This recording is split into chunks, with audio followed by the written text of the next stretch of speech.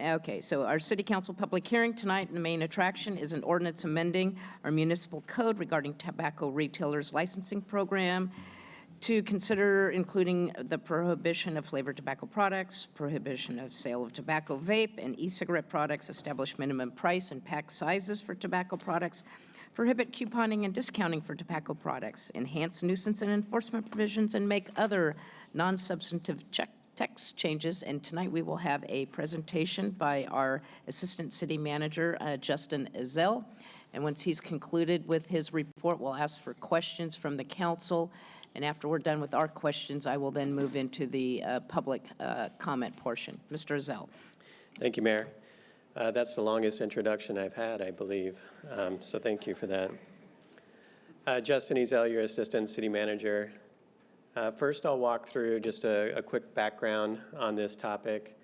Going back to May of 2022, this council referred to the Policy Development and Internal Operations Committee a discussion on tobacco regulations.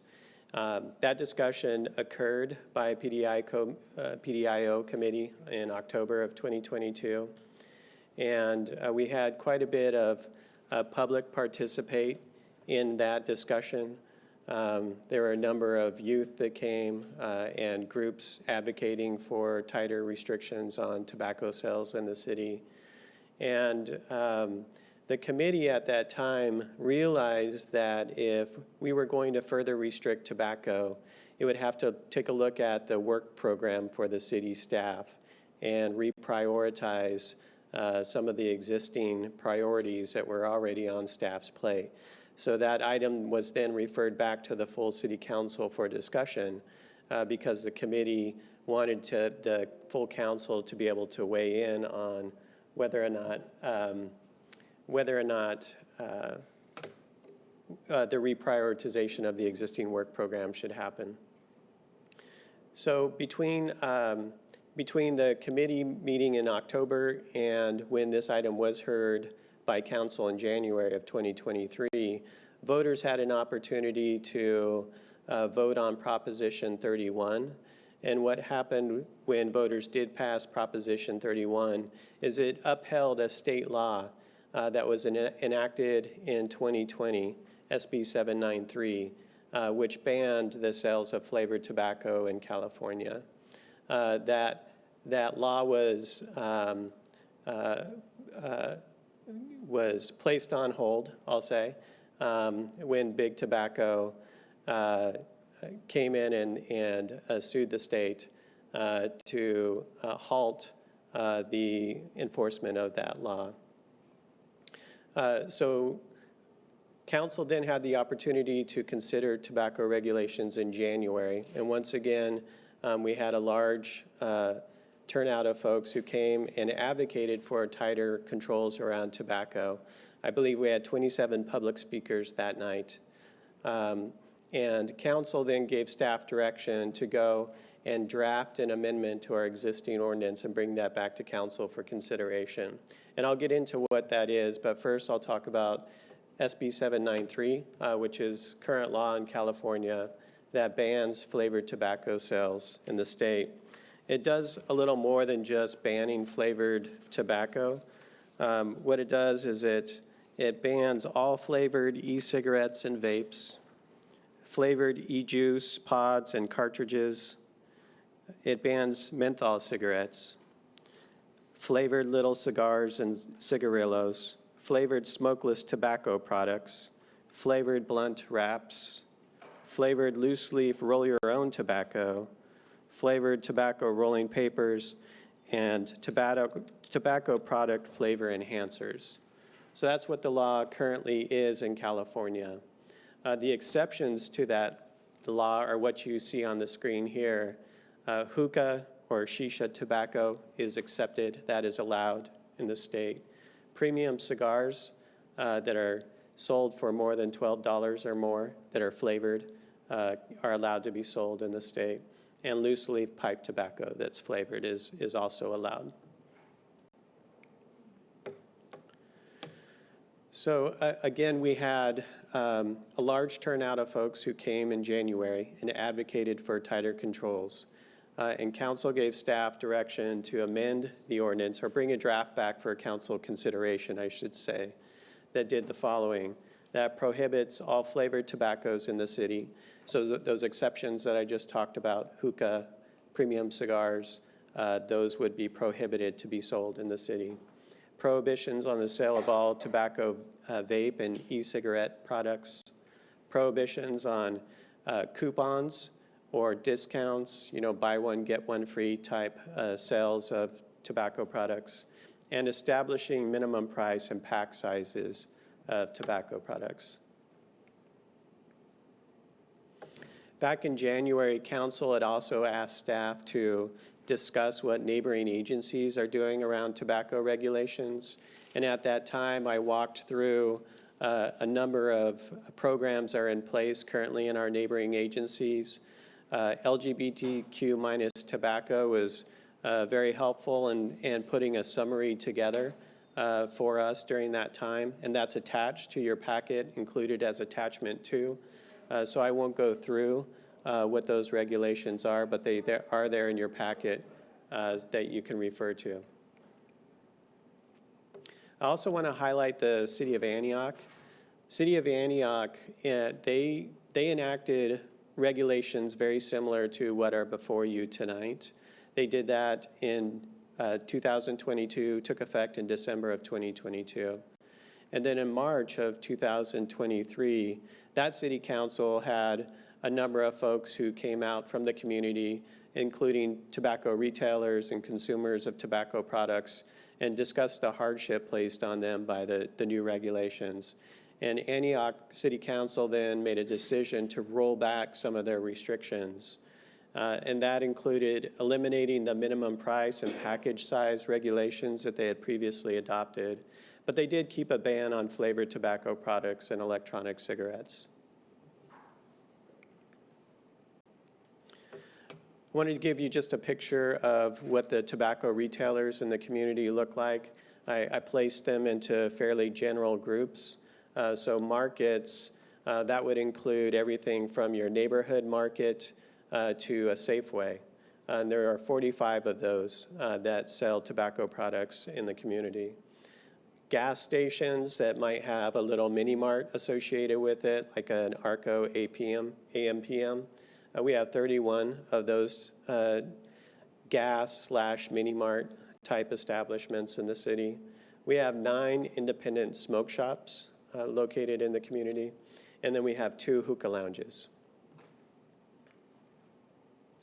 In terms of our hookah lounges, as I mentioned, there are 2. Now, these hookah lounges were approved by the city prior to the 2015 adoption of our development code. And the reason why I bring that up is because in 2015, the city adopted new development code, which prohibits hookah lounges within the community. So those 2 existing hookah lounges, they are legal non-conforming uses, meaning they can continue to operate so long as they don't move, they maintain business license, they stay within the development agreement that they have, or the conditions of approval, that they have with the city.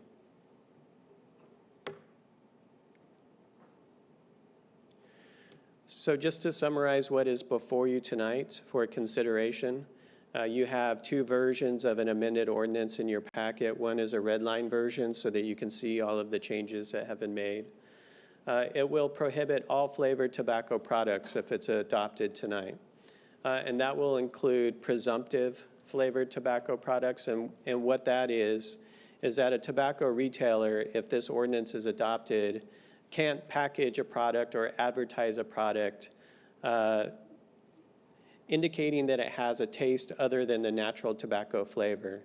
So imagine advertising a product that has a sweet cherry flavor. That would be prohibited if the ordinance is adopted. So tobacco retailers would only be able to, advertise or package products indicating a natural tobacco flavoring, whatever that flavor might be in terms of the natural characteristics of that tobacco. If you adopt the amended ordinance before you tonight, it will prohibit all tobacco, vape, and e-cigarette sales within the community. It will prohibit couponing and discounts, and it will establish minimum price and pack sizes. So cigars would have to be sold in a package of 10, and they would have to cost a minimum of $10 each. Cigarettes packaged in a minimum pack size of 20, sold at a minimum price of $10 each.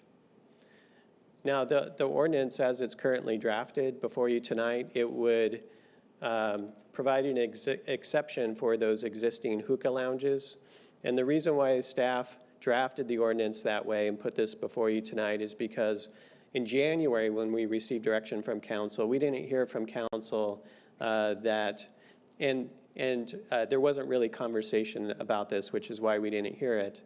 But we didn't hear from council that we wanted to create a new ordinance that would impact the ability for these existing hookah lounges to operate. And my understanding of these hookah lounges and their business model is they operate solely on the sale and on-site consumption of flavored tobacco. So that is why that ordinance is written the way it is before you tonight. There is an opportunity, if council desires, and it's detailed in your staff report, that if we wanted to remove that exception, we could do so fairly easily.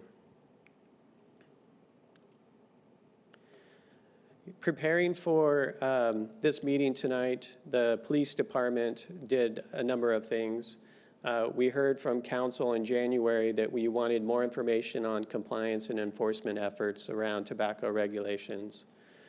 So our police department, they began with sending informational mailers to all of our existing tobacco retailers in the community to let them know about the new state law, SB 793, and what the restrictions are, just to make sure that all tobacco retailers were up to date on what happened when that law was passed, or I should say when that proposition was voted by in November. Secondly, what our police department did is they worked with our IT department and they created a new Concord Connect request so that folks who go into a smoke shop or another establishment and they see that tobacco rules are being violated, they can very easily report that to our police department and they can follow up and perform enforcement. And then our police department came up with a quarterly compliance and enforcement plan. So beginning in July, what our police department intends to do is to go out and randomly select 12 tobacco retailers within the 3 police districts that they have, evenly spread throughout those police districts, and perform compliance checks on them. And so they would do this on a quarterly basis, meaning there would be 48 compliance checks per year. So every 2 years, every retailer within the community would have at least one compliance check by our police department. Now, retailers would receive citations for observed violations, but of course, we would not be going out and performing enforcement like this without doing quite a bit of outreach to our retailers to let them know, one, if we are adopting the rules as they are written tonight, we'll have a fact sheet that's put together that's mailed to all of our retailers and also is provided to retailers when they renew their tobacco retail license. We'll do as much education as we can so that tobacco retailers are informed about what these new rules are. If the police department does go out after this education effort occurs and they find a violation, they plan on citing for those violations. And as I mentioned, those inspections would begin in July.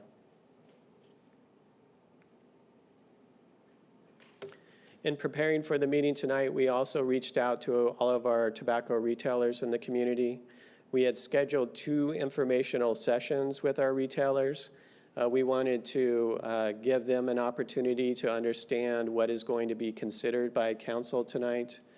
Really, there were 3 takeaways from the retailers who had an opportunity to join in those sessions.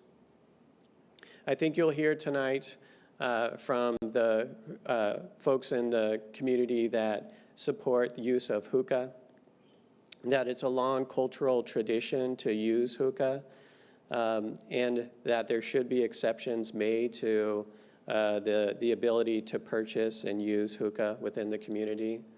I think that you'll hear that by further restricting tobacco products, what we're doing is we're creating a black market for these products, which makes products more accessible to youth. Again, this is coming from the perspective of the folks who were able to attend these informational sessions, and I think that you'll hear about that tonight. And then finally, similar to our hookah lounges that have a business model around the sale of flavored tobacco products, there are also businesses within the community whose bread and butter depends on the sale of certain products that are within the restrictions that we're talking about tonight. For example, the sale of cigars that cost anywhere between $4 and $10. That could be bread and butter for a small business in our community.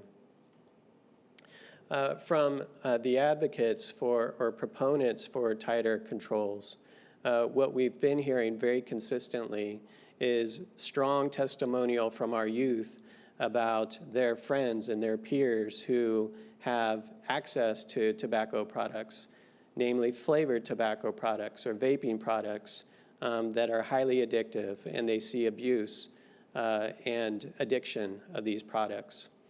And so tonight we have with us, I think, both proponents and opponents of this draft legislation, or I'm sorry, ordinance that's before you tonight.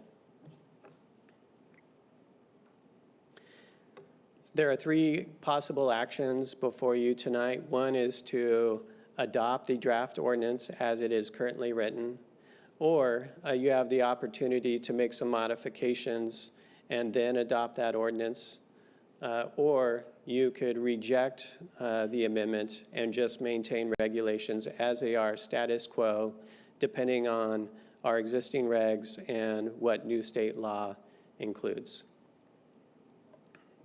And that's the end of the staff report. I'm going to go to questions, but let me just follow up on your presentation. And maybe I missed it, but I know last time we were here, a lot of the testimony was about Antioch, who had recently, or was maybe the most recent city that passed some legislation, passed some local ordinances, and I know that they had made some modifications to that most recently. Did you touch on that in your presentation, or did I miss that somewhere? You did. Yeah, let me bring that slide up. Okay, so those were the changes that they Right, so made. this is just a high-level summary. Antioch did adopt minimum package size, minimum prices. They did prohibit all flavored tobacco, similar to what we're discussing tonight. And then also they prohibited all electronic cigarettes. About 3 months later, they decided to take another look at the impacts of those new rules, and they eliminated the minimum price and package size portion of their regulation, but they kept the ban on flavored tobacco products and electronic cigarettes. Okay.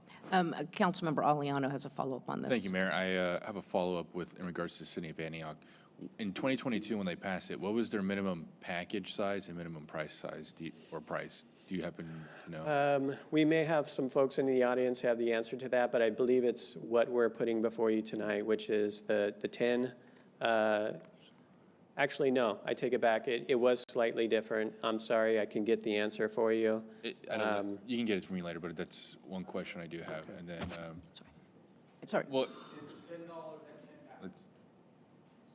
Thank you. 10 to 10. So it is similar to what we're looking at tonight. okay, and then in 23, they eliminated the price and package size completely. So there's like nothing. That's right. So there is no longer a restriction currently on a minimum price and minimum pack size. Okay. Okay. Let me, did you have? keep going? Yeah, why don't you keep going, then I'll go to Vice Mayor Bisman. Thank you, Mayor.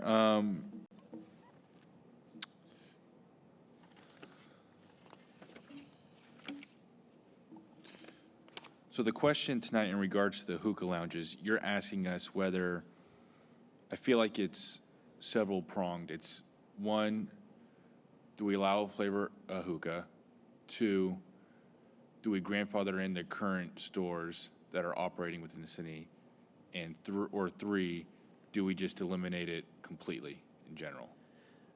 Is that what you're asking of us? 'Cause Let me reframe that. So the hookah lounges are currently operating legally.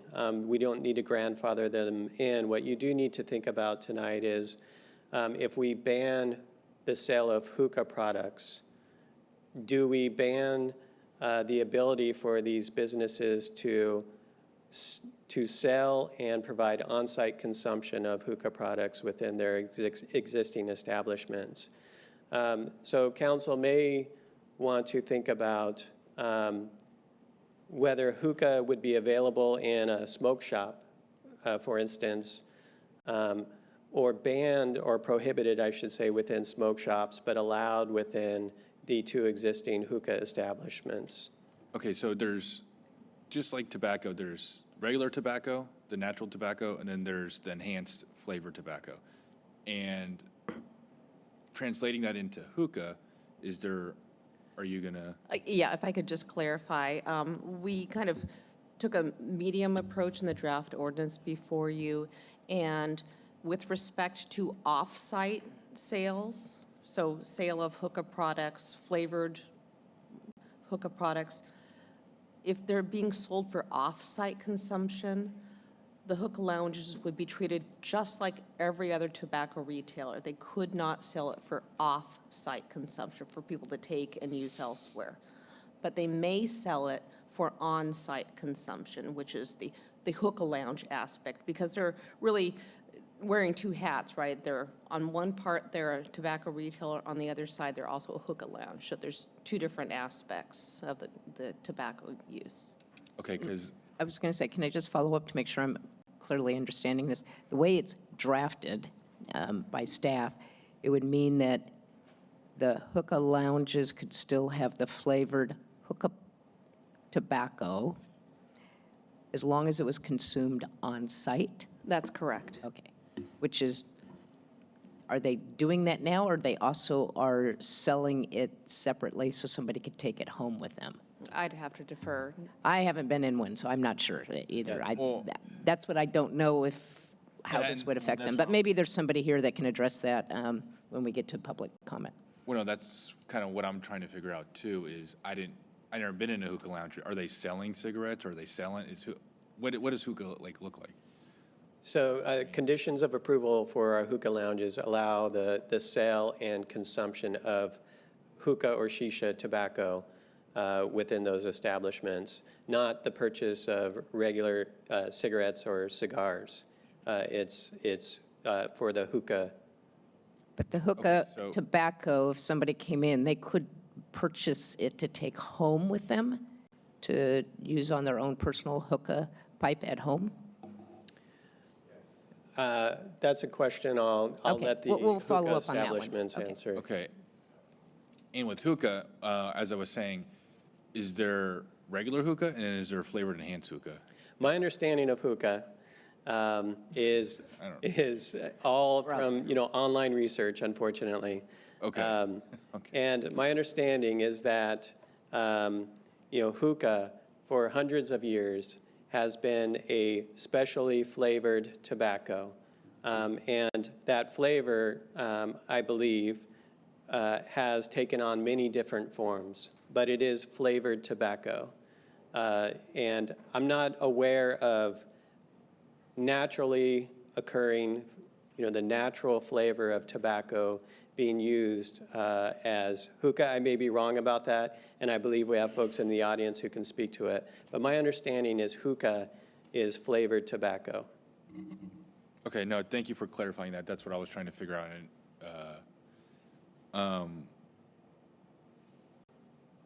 Okay, and the question is whether to prohibit allowing more hookah lounges.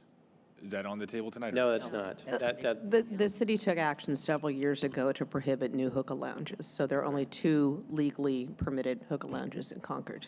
Okay. Thank you. And then, Back to you. I have a follow-up to that conversation. Can I? On the hookah? Yeah, on okay, I'm the, gonna go- well, it's more on the types of products that are sold in smoke shops. So is hookah sold in smoke shops? Yes, it can be. And what, I thought I heard you say that. And what other products are sold besides the hookah? In smoke shops? Yes. A number of products, chewing tobacco, cigarettes, cigars, cigarillos, electronic cigarettes, vape products.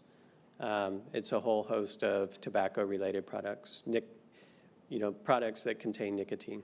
And if, so SB 793 has only done away with the flavored products? So real quickly, I'll run through that again. Thank you. So it's flavored e-cigarettes and vapes, again, flavored e-juice pods and cartridges, menthol cigarettes, flavored little cigars and cigarillos, flavored smokeless tobacco products, flavored blunt wraps, flavored loose leaf roll-your-own tobacco, flavored tobacco rolling papers, and tobacco product flavor enhancers. So today, there's no walking into a smoke shop and finding any of those products? If the smoke shop is in conformance with state law, that's correct. Okay. Do we have a record of how often our smoke shops have been done compliance checks? So currently, the way we enforce these regulations is complaint-based. As I mentioned, beginning in July of this year, our police department will have a compliance plan that will include compliance checks to make sure that we are, those establishments are complying with both state and local laws. And the compliance will happen once every 2 years. It'll be 12 establishments, randomly selected, spread out over the 3 police districts on a quarterly basis. I should restate that. Have we had any complaints filed for the smoke shops that we've had to look into? I'll let the police department speak to that. We have Captain Nakayama and Lieutenant Robinson with us here tonight who can answer questions for Okay, council. That's all for right now for me. Got a quick answer on that Yeah, one? sure, That if would you've be got a great. quick answer. Thank you. Yeah, just real quick. Lieutenant Robinson from the Police Department, good evening. We have not had any, since the change in the law at the January, we have not had any complaints. No complaints at the smoke shops? Correct. Okay, thank you. Yeah, let me go to the Vice Mayor. We'll have another chance here if anybody thinks of anything else. Vice Mayor Brisson. Yes, on questions on your presentation, thank you. When you say the police department will be enforcing, do you mean it will be the code enforcer, or are we talking about fully sworn officers? We're talking about code enforcement. Okay. So I know that there has been a discussion about increasing the number of code enforcers. So this, Makes my case for me. yes. So this will be just one other stressor on the code enforcement department. Okay, That's a statement. Where's the question? all right. Well, the question is, do you agree that this will be a stressor on, do you agree that this will be a stressor on the Let code me enforcement rephrase department? this, and maybe if I can have the police Okay. department get up to respond to this. Assessing what we have in code enforcement and looking at what you plan to do, and it sounds like you would plan to do this regardless of our ordinance, basically looking maybe at the state law as well, doing 12 inspections a year. How does that impact, or what do you see as impacts to the code enforcement The staff? plan we came up with was, in talking with the code officers and the code supervisor, what we could accommodate as far as inspection with not having a significant impact on the operations they already conduct. I tried. With the staffing we have now? And that's, this is including, we haven't had complaints.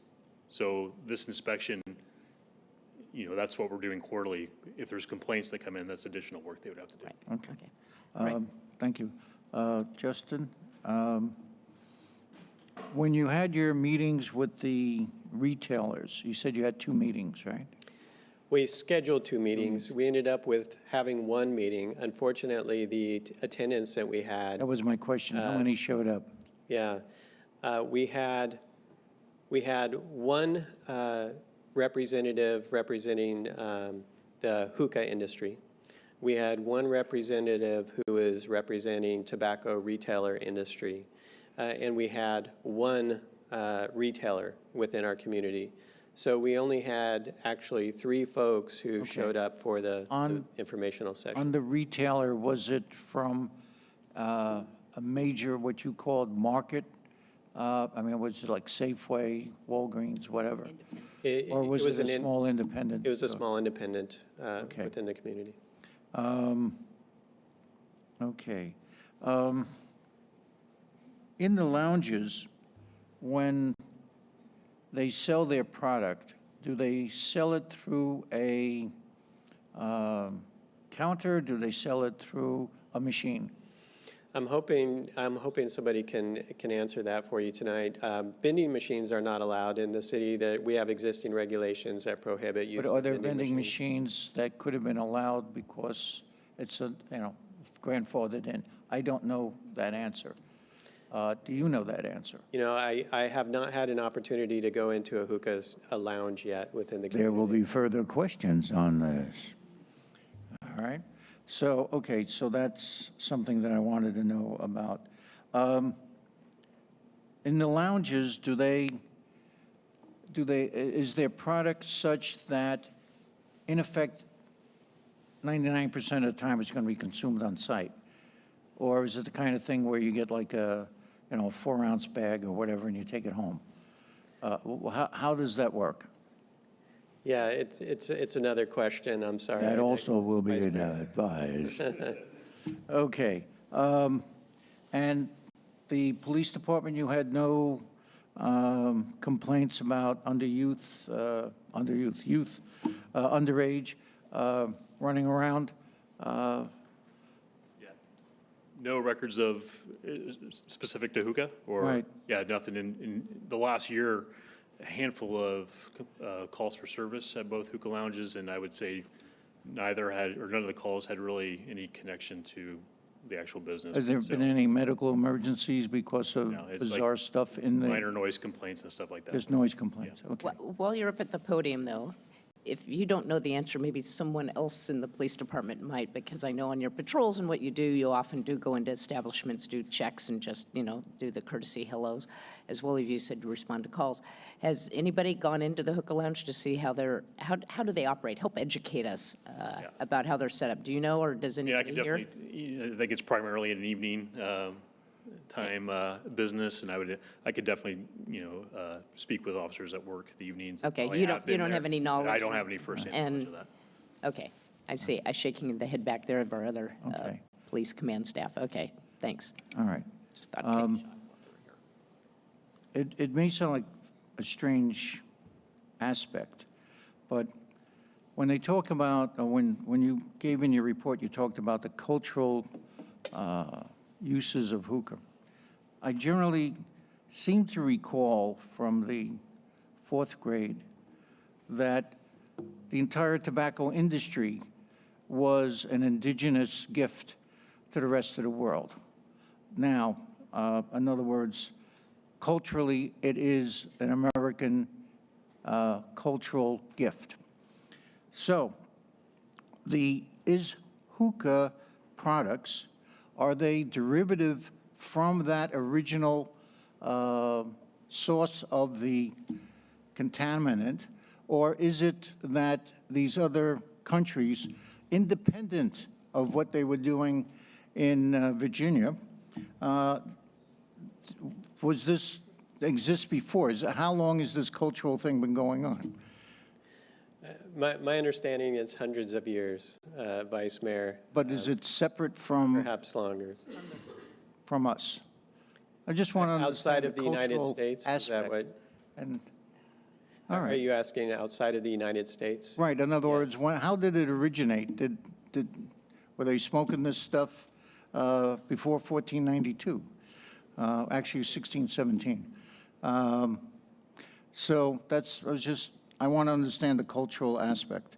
Okay, those are my initial questions on the,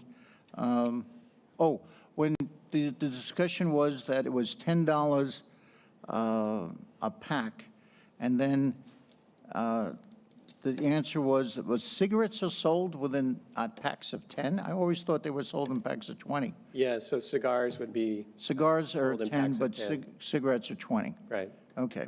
All right, thank you. Carlin? Okay, Councilmember Olbringer. Thank you. So I think that this, I don't know if this is a question for you, Mr. Uzell, or for the police department, but when it comes, so we heard that the proposal is for the enforcement, the inspections to be done via the code enforcement team, and so I know that we've heard in the past a proposal from BACR to offer to contract with the city to do the inspections, and so I was just wondering if we could hear why the proposal is code enforcement instead of the contract option. The model we came up with was an analysis of their workload and the number of inspections. We felt that the police department could handle that workload with the staffing we have, and it allows us, we get the firsthand knowledge, we get to see if there's a need for an increase in enforcement or other issues that come up, so that was. So is it an efficiency then, where it's, where code enforcement, if they're already on site, they can see if there's other city-related issues? Yes, absolutely, they can do that. They're code enforcement, they're looking for, violations that come up. And it's also, the enforcement's gonna follow the typical code enforcement process. It's violation of the ordinance is a public nuisance, similar to the other code enforcement issues they take, so they're familiar with the process. They're the ones that are going to be, they're doing the enforcement, they're the ones that are going to be doing the education as well. So I think it's important for the ones doing the enforcement to do the education as well, so. I see. So having a contracted out system would be less efficient because they would still have to work in some respects with code enforcement Correct. anyway? Correct. Okay, thank you. That was my only question, as others have been. Okay, let me go I have one- down to Councilmember Nakamura, and then I'll come back to the Vice Mayor. Thank you. This is actually a question for you, Mayor, and for Councilmember Aliano. If you could give us a general sense for how that PDIO meeting went. I believe that was back in October. I can actually tell you, I wasn't on it at that time. Well, who was on it? That would have been former, I think, Councilmember Tim McGallion. Were you on a meeting that was, were the two of you in a meeting together? It would be Tim and... It was Tim and, it was Tim McGallion and Dominic Aliano. Okay. How about you giving us a rundown? I'm sorry about that, Mayor. Yeah, basically, it was a lot of information and a lot of decisions to make, and then It feels... at that time, Councilmember McGallion and myself said, you know what, we gotta send this to the full council to give direction. That's basically the end of that was the end of the conversation. We didn't take action on anything. Okay, and so what about the content of the questions? And then it went to the full council, and then we directed staff to go look into this. From the more public at details. that meeting? I mean, I recall a few people in the room here now, but it was mostly those advocating to ban Okay, tobacco so were products. there any retailers in the, No, there at was that no meeting? retailers in that meeting. Do you know if they were notified that that meeting was happening? I I'm gonna look do at staff know and because respond to we that. did have a contact, because you guys had the same contact that I think all the council at the time did. We had a representative representing tobacco retailers who was a local advocate coordinator for them, and he had made contact. I don't know that he showed to your meeting. I can I speak do to- know that, I'm that gonna he let was involved at the The time assistant city monitoring the manager stuff. addressed that, but I know that there was nobody in the meeting at that time, in the Okay. committee meeting. So yes, the retailers were notified of that meeting. At the time, it was our planning division who was managing this look at tobacco regulations. So our planning division had access to a contact list that was used to notify folks. So as Councilmember Aliano said, we did have folks in the room who were advocating for tighter restrictions around tobacco regulations.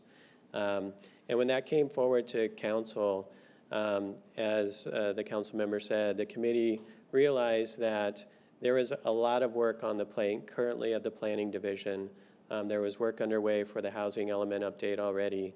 There were many other priorities that council had given staff related to our planning division. And there was too much work, to be frank, on their plate. And so when we began looking at and considering tighter restrictions on tobacco regulations, this council consciously looked at only bringing forward items that would give the city manager's office an opportunity to lead and navigate versus anything that might touch development code and put more work on our planning division. And that's the meeting that I was at in January. I remember, yeah, I recall that Right. conversation. This was another meeting that I heard you reference The that happened, it seemed like it was PDI back in committee, October. yes, the PDIO committee meeting, that discussion occurred as well. Okay. And that's why it was brought forward to the full city council that council would have to make a decision about reprioritizing existing work, mainly on the planning division team. Right. If we were to further regulate tobacco. Okay. I have a question that's probably for our officer. Can you state your last name again? Is it It's Mark Robison. Robinson? Okay, thank you. So you mentioned enforcement. I just want to know what that looks like after the fact. Like, how do you follow up? What does the follow-up look Right, like it's if there's a I kind of mentioned the normal kind of code enforcement process. They go out, they inspect, they issue a citation, then there's a reinspection. And, well, you mentioned that, okay, so if someone is, and I need to reframe this. So Concord Connect, the app, we have a way of reporting it right now. Correct. But you're not in the shop or the store, the location where this is happening. So what information do you get to go back and enforce this? What kind of enforcement can happen if you're not there to see it? Well, if the complaint is that they're selling flavored tobacco or not in compliance with either the state law or the municipal code, it's their observations that they see inside. And their observations of those coming and going and making purchases. Okay, so the officers don't need to be present. To see the actual yeah. transaction, just having it on display would be a violation. But if it's selling to underage youth, if it's a legal product that Right. they're selling to underage youth, let's talk about that situation. I'm Yeah, sorry. so that is, our inspection, are we seeing that on our inspections? One, are we getting complaints of that? So there may be an opportunity to look at other, specific to complaints about, let's say, sale of underage to underage. There may be opportunities to look at other enforcement strategies, if that's the complaint whether we're getting. Whether that's a shoulder tap program or using decoys, that's something we can look into. And does the code enforcement, do you have the ability to use So decoys? code enforcement is one work group within the community impact unit, which does have sworn officers. So if there was if we felt that it was necessary to look at that as a possibility, we do have other resources we can use rather than the non-sworn code officers. Okay. And then as far as age, this is not a question for you. This might be for Justin Ezel. On the hookah lounges, do you know what the process is to get in? Are they carding people or checking IDs at the door to make sure that the age limit is? I'm really regretting not ever having been a patron of hookah lounges. There are a number of questions, unfortunately, I can't answer for you. But I do believe we have folks in the audience who can help. That's all my questions at this time. I've got two more. I got Vice Mayor. Yeah, I thought of two other or three questions. One, the product that is sold, that is consumed and used in the lounges, is that product then also sold at the smoke shops? Yes, Okay, not all smoke shops, but yes. okay. Do we have any idea what percentage of their businesses? No. Okay. Second, is are these products sold by mail? I don't know that products by establishments within the community No, no, are sold I by mean mail, but just- yes, these products are available by And mail. there is no law against it being sold through the mail? There are certain laws. For example, flavored tobacco is banned within California now. I'm told that there is still the availability of these products by mail. So if there's a Delaware corporation, not to pick on our president, but that decides to sell to California, are they allowed to sell these products into California? Certain products, yes. I mean, these Flavored tobacco products are currently banned and should not be sold in California. So even if the sale originates outside, it cannot be imported or interstate commerce into the state? Yes, I wasn't sure if that was rhetorical or. No, it wasn't Yes. rhetorical. I'm just Okay. trying to understand. I'm restating what I think is correct. Okay, I just wanted to make sure to check. Okay, those were the questions that I had. Thank you. I have a follow-up. Just getting back to the enforcement provision that you had, I think you were looking at July 2023 in terms of the. For the police department, yes. For the police department. And I know we have a tobacco seller's permit or resale permit that they get as part of their business license program. And I thought I heard in the presentation that one of the aspects of what was going to be looked at in the July 2023 was also just the state law in terms of are they in compliance with the state law? So if we did nothing and we just had the state law, would they still be going out in July of 2023? Was that the plan? I'm trying to understand that. It sounds like we were trying to combine something together. The plan is to go out in July 23. If this doesn't exist and it's just the state law, we're still going out Okay. to inspect for the state law. Okay. And then, so was the idea that if we did something, you would do both things in July? Correct, and it depends on, when this becomes enforceable. If it's not a reasonable amount of time, then maybe there's an opportunity for us to go out there and inspect. If there is violations of this municipal code, there's opportunity for education. Yeah, and that was getting to my question was, do you think that there would be, and I mean, maybe it's for Justin, because I know when the state law was passed, there was a timeline that retailers had to phase out their products because they buy inventory in advance, and they have it sitting on their shelves, and then they don't want to eat the cost of what they paid the supplier because they haven't been able to resell it. July is just around the corner in a retail business world. We're talking 30 days away, basically, that they have product that they're not going to be able to sell, and they're going to be sitting on a shelf that if we were to do something, we would have an ability to do a longer phase-in terms of the products that we don't want to have available. Would that delay also your idea about when to go out? You would want to do it all at one time? All at one time, as in inspecting for both?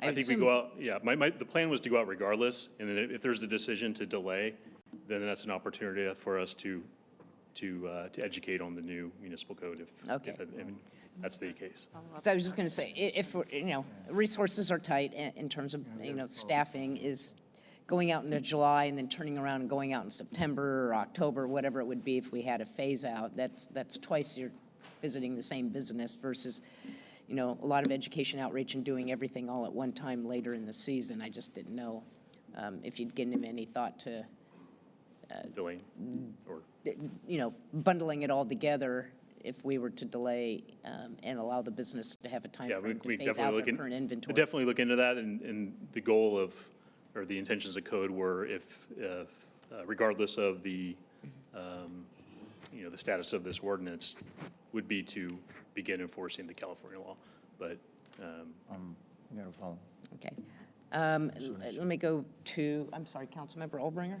Thank you. So this just raised a question for me. I heard you mention when you responded before about education. So could you tell us more about what that looks like? Was there a was there a proposed time period for education before violations would start to be cited if we pass this? I think education would be the mailer along with contact information for our code enforcement unit. A person they could call within the unit if they had questions. There's a lot of nuance, and it's, I had to kind of educate myself via the internet on some of this, language. So having somebody who is right up on it, who understands it, someone they could reach out to at the code enforcement unit if they had questions. So the mailer, allowing a reasonable time for that mailer to be received and reviewed, and allow time for questions. That would be and then also I believe there's another component to that.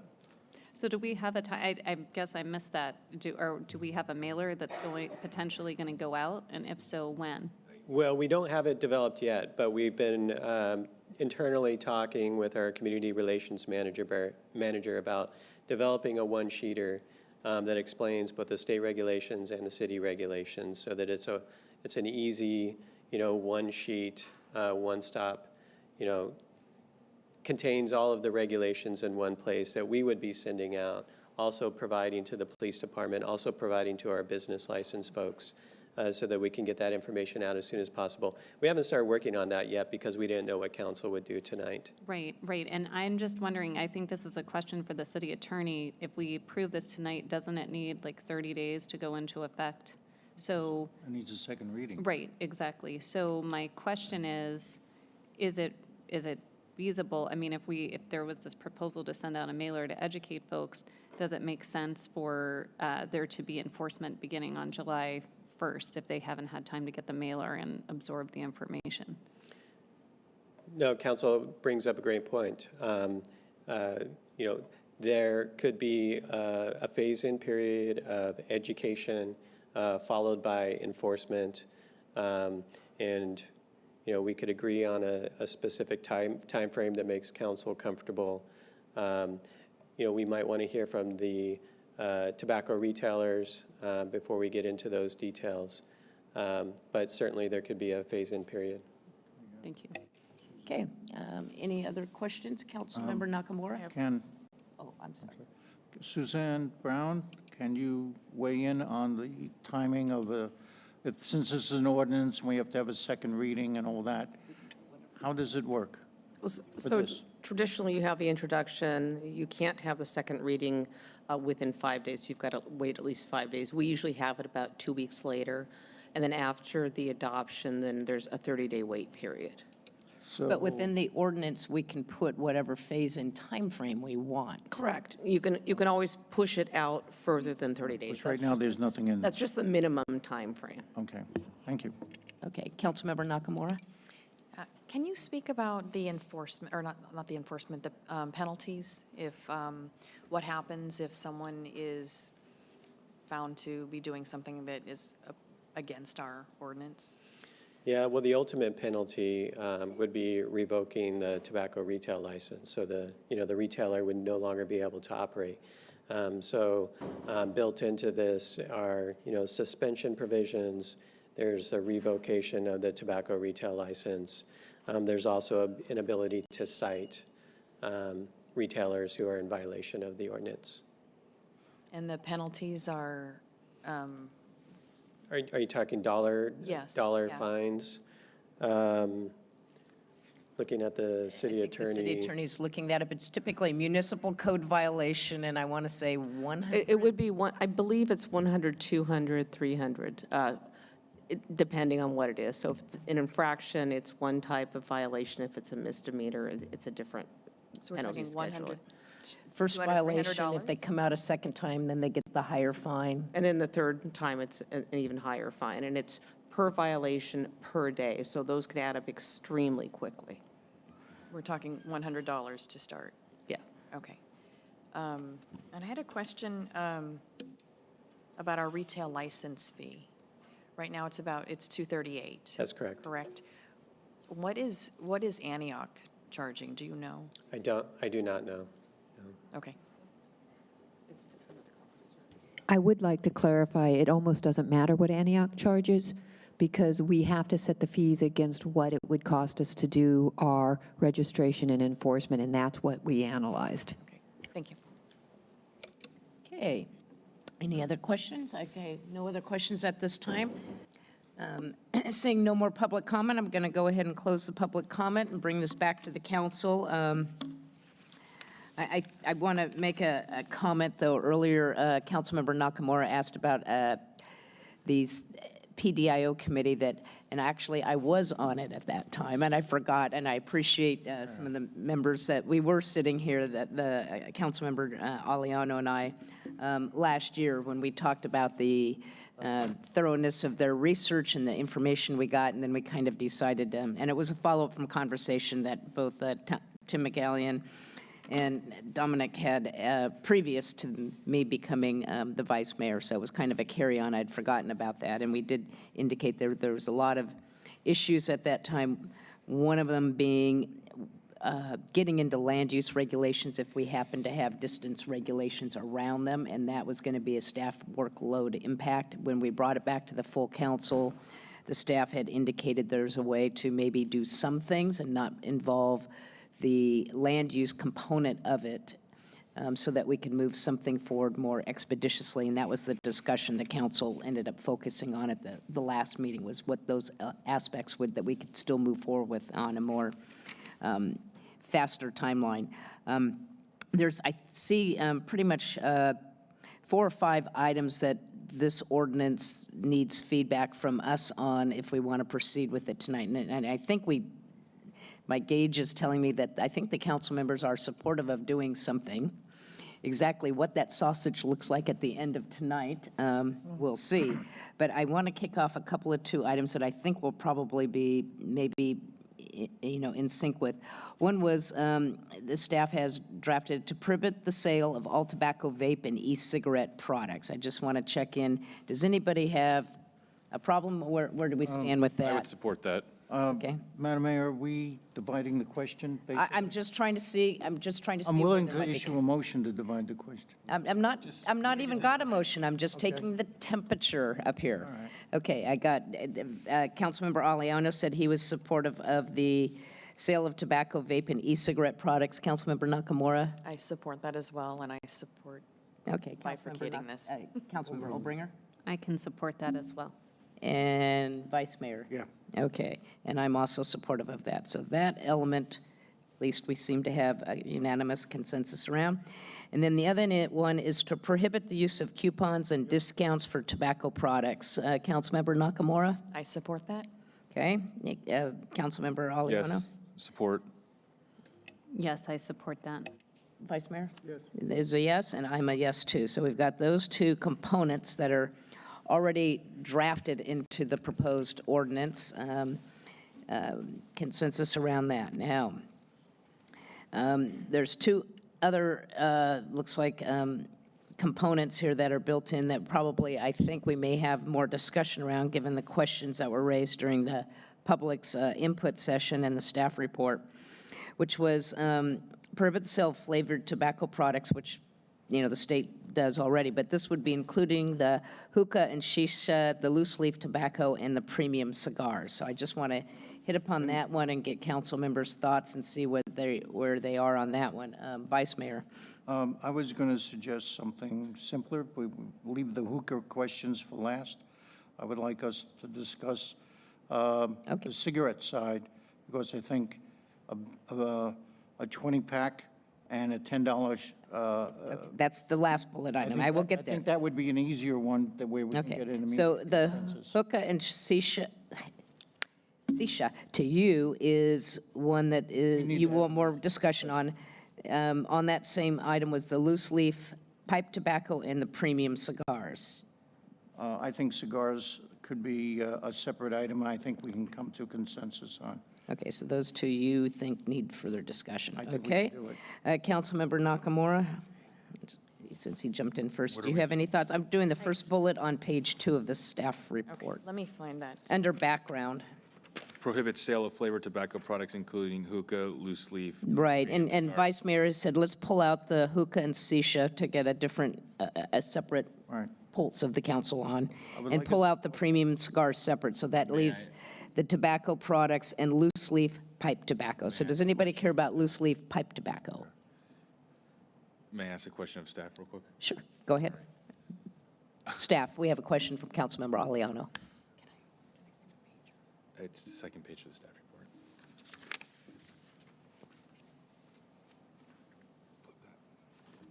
It should be at the,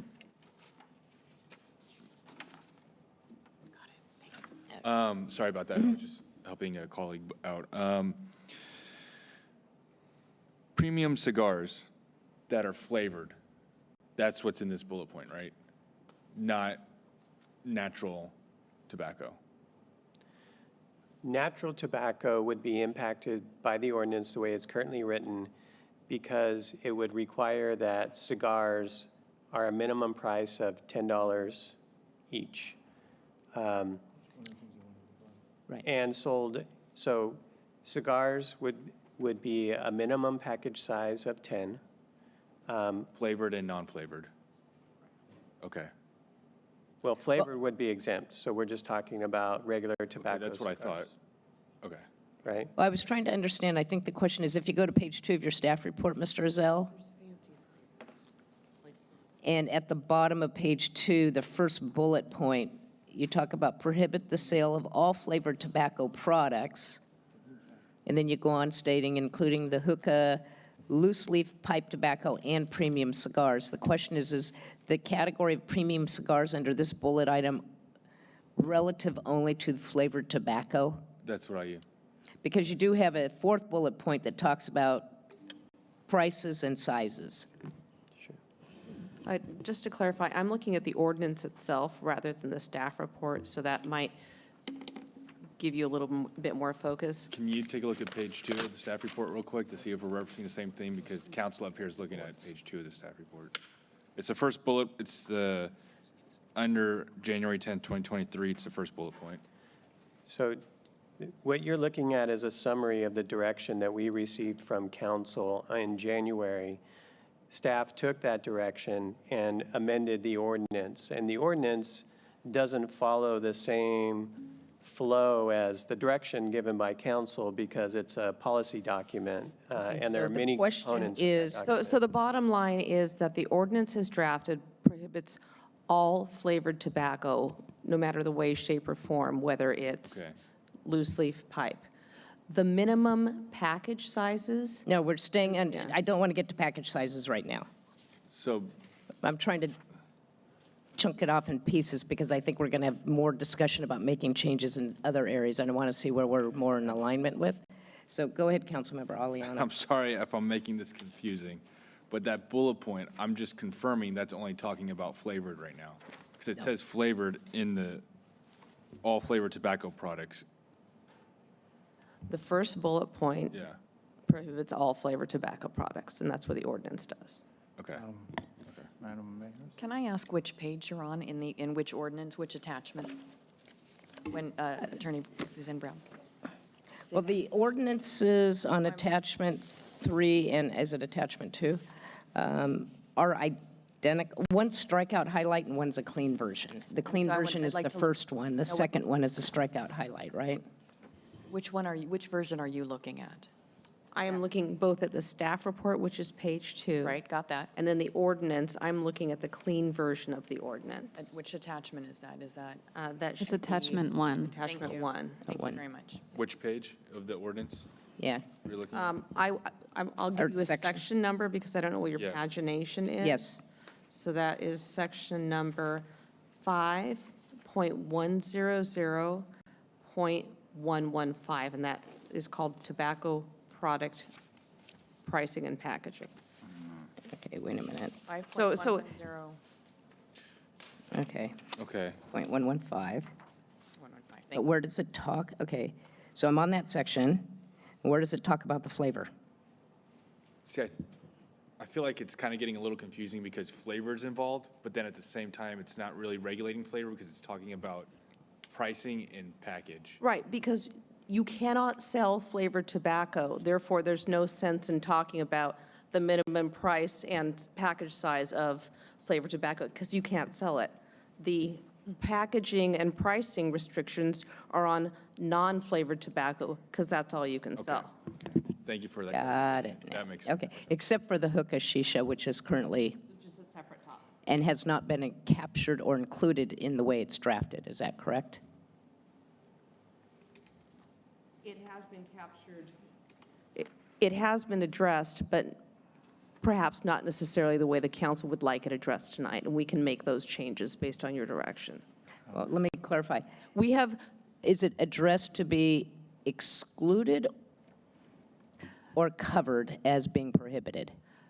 hookah lounges, at present, the 2 existing hookah lounges may continue to sell flavored hookah for on-site consumption only.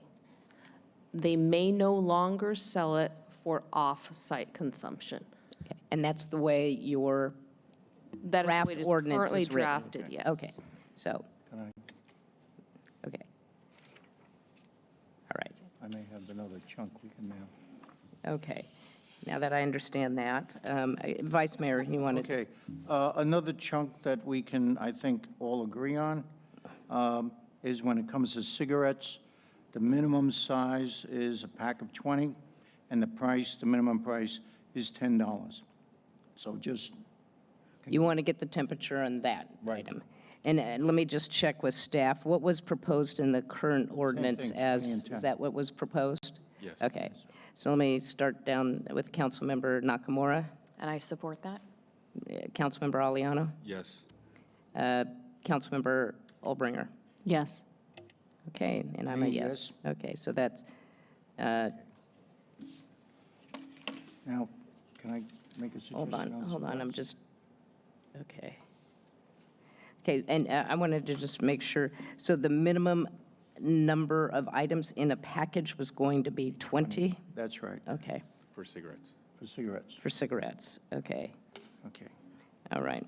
I'm just looking at a comparison between what the county did in the city of Pleasant Hill, and they had different things for cigars versus cigarettes, so I'm just kind of getting an idea of where we sit.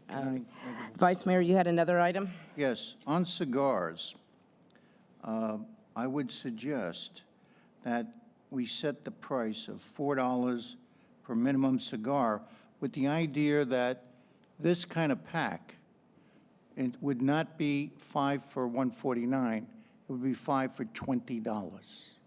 So per cigar, It could be 5 for 4. no, it would be, there's 5 cigars in here. So 5 times 4 is $20. But it also allows for the single,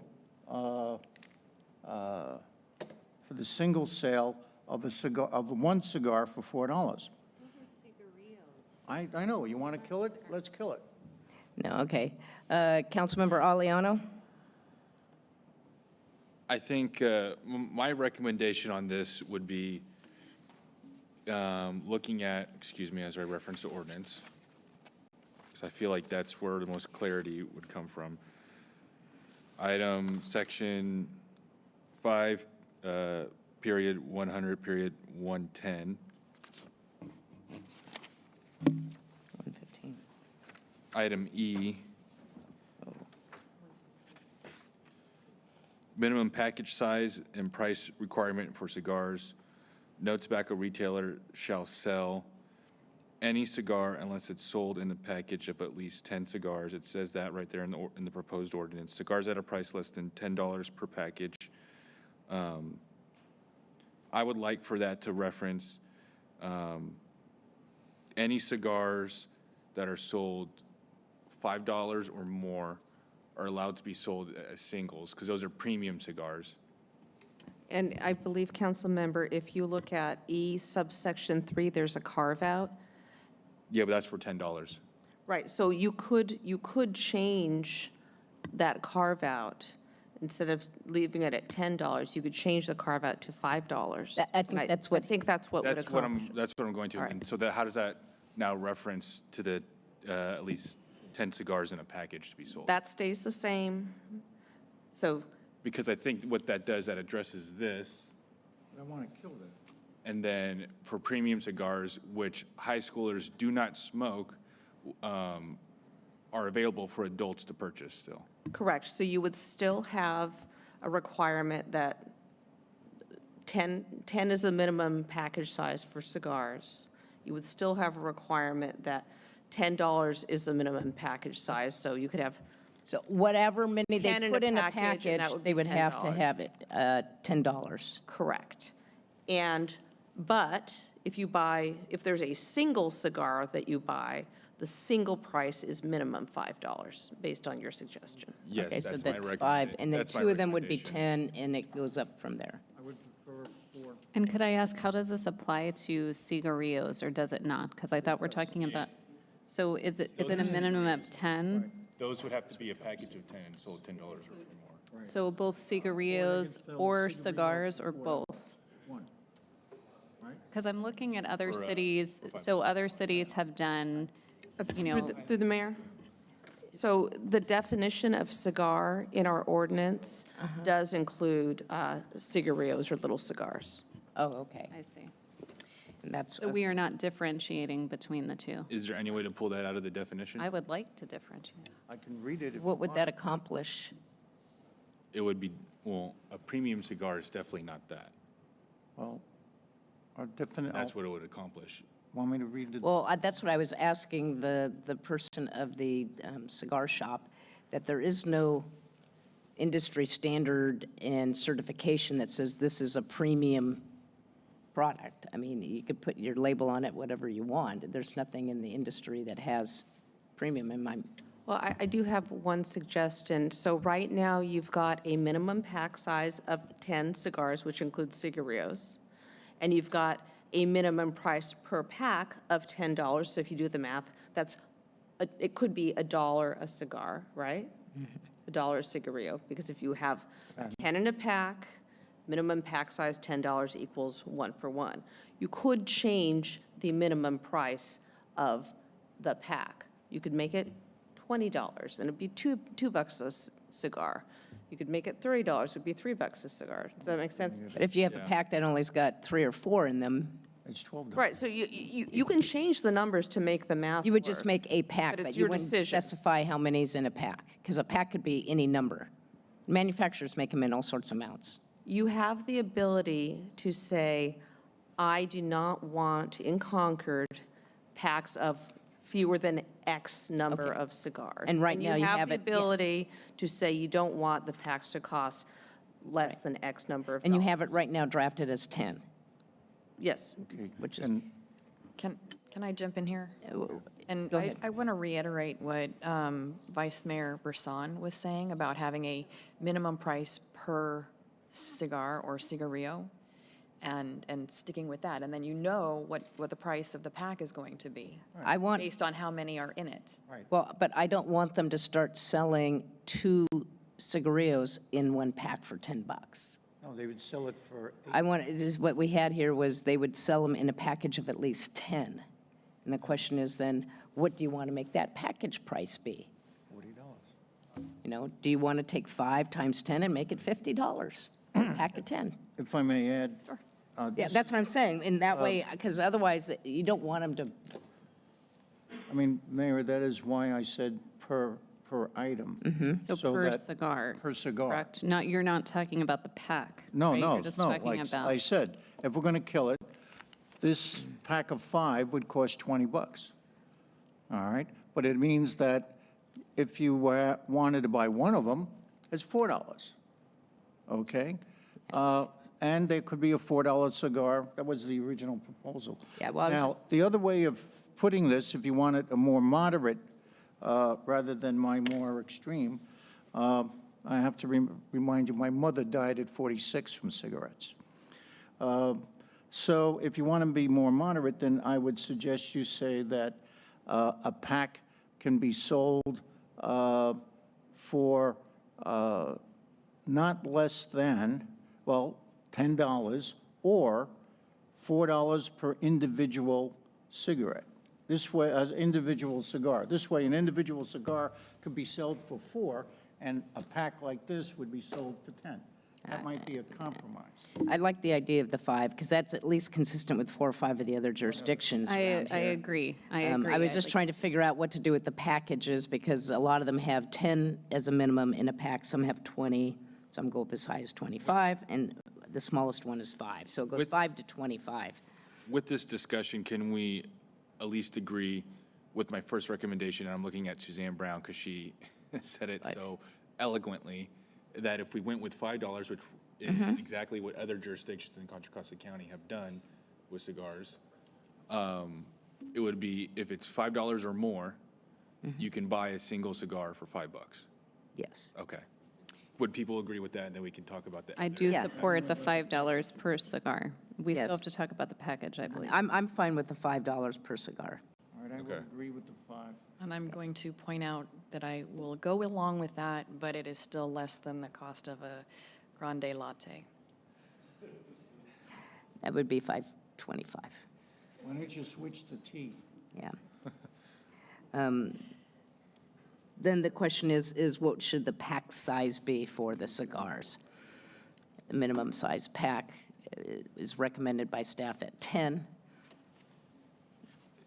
And that is in the ballpark, anywhere from 5 to 25 is what's going on in the county, according to the survey information. And Contra Costa Unincorporated is 10, City of Pleasant Hill did 20.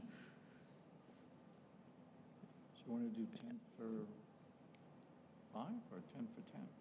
I mean, I say replicate what most cities have done That's not- with this issue. It's all over the place, that's what I'm saying. There was 10, 20, 20, 25, 5, 5, 10. So, okay. Why don't we go with the 10 as the original? Anybody have any thoughts on what the minimum pack size should be for the cigars? Mayor, can I jump in real quick? So the minimum pack size of 10 and minimum price, those values came from our partners with LGBTQ minus tobacco, American Heart Association, American Cancer Society. We worked with these groups in developing this ordinance, and this came as a recommendation. And I believe the ordinance itself was developed by the Public Law Health Group.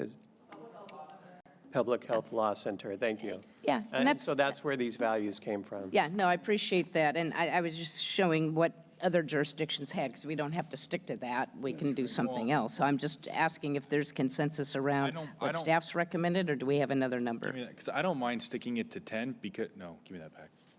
Oh, I'm sorry. I don't mind sticking it to 10 because this is what we're That's addressing fine. with this issue, No, and that would be fine. Staff pack, has which it at 10.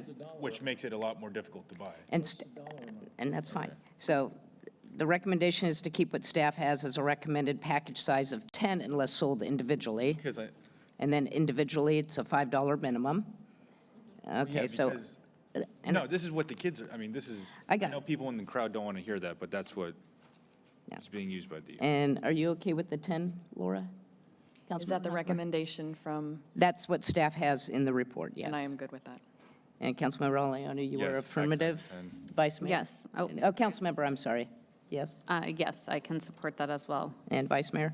I would like a higher price, but I'll settle with, No, we're on the quantity. 10, Disagree with the quantity or not the? 10. quantity is fine. Okay, great. We got five. Now we gotta Now, talk about the dollars. they're recommending that package be no less than $10. I'm asking are we okay with that? We just said one 10 when you're done. cigar is 5. Are you okay with 10? I would rather like. Support that as well. Councilmember I Oleano? support that. You're okay? All right. Councilmember, Councilmember Olbringer? You're asking if I support the $10 per package? Is that what Yes. you're asking? Okay, so we're changing from the $5 that we just, No, $5 is if you only bought a single one. okay, got it. Then I can support the $10 per package. I feel like I'm at the board of directors of MCE, okay. O.J. Reynolds. Okay. So got that one. Okay, so far it looks like what we've changed in the ordinance is I will subsection reluctantly agree. E3 from $10 to $5, if staff's tracking that. The other ones we have confirmed that we're supportive of as drafted. And then the next one, we got rid of the cigars. And where was the non-cigars? This was the cigar section. The flavored loose leaf? No, I wanted to go to the cigarette part. Okay. before we did cigarette. It was 20 pack and $10. Okay, and we were okay in $20 and 10 pack? We already did. Oh, we did that one, okay. Then I didn't cross it off. I think it goes to your first bullet point. Yeah, no, and then we need to go back to the first bullet point, which is hookah, shisha. And where we stand with addressing that, Councilmember Aliano? Can you give me a friendly reminder of what the current ordinance states with the hookah? Currently, the way the ordinance was drafted before you tonight, there's a carve-out that provides an exception for the existing hookah lounges to sell for on-site consumption flavored tobacco. Just the existing hookah establishments. And it prohibits new establishments, or is that not up for discussion? That's not up for discussion. That's already but Thank in you. our code. Okay. Yeah. So, and I'm fine with, as staff has recommended. I don't know what anybody else thinks. Councilmember Aliano? I would support staff's recommendation also on this one. Councilmember Nakamura? And I support that. Councilmember Olbringer? I can support that, but I think this is tied to the enforcement piece because I want to make sure that we have folks visiting these establishments to ensure compliance, given that we heard from some of the public speakers earlier this evening about Yelp reviews and other situations where people were able to, who were underage, were able to access hookah. Got it. Okay. Okay. Vice Mayor? Yeah, I could go with this carve-out. My question is anyone interested in allowing the lounges to sell any kind of limited quantity for off-site? No. No one's interested in that? Okay, just wanted to check. I'm not interested in it either, and I just want to get us on the record. Okay. Do we Not at this leave time. anything else? No, the only thing that I see that we We do have two. Yeah. we have, what are the two that you're? So what I have is discussion about the compliance, who do we want to be doing that Yeah, kind I of got that. enforcement? As well as do we want to prescribe how often that happens? And then the other piece is related to, there was some language requested to ensure that we're not penalizing youth who are purchasing or using Oh, tobacco I wanted, products. thank you. Mayor, Reminded me. Make sure may we're I not ask criminalizing that that. before we move on to that piece of it, there's one area of this ordinance that I haven't heard you discuss yet, and that is flavored tobacco products that would not be part of what we already talked about. For example, the state provides the exception of flavored cigars that cost $12 or more. The way the ordinance is currently written, no flavored tobacco products would be allowed. And I just want to make sure that council is aware of that. That is included in the ordinance currently, that no flavored tobacco products would be allowed. The only carve-out is the hookah establishments. Okay. So the question is, are we supportive of the way staff has it drafted, which is prohibit the sale of all flavored tobacco products, including the loose leaf pipe tobacco, which would be flavored, which we wouldn't allow, and premium cigars that are flavored, we would not allow those.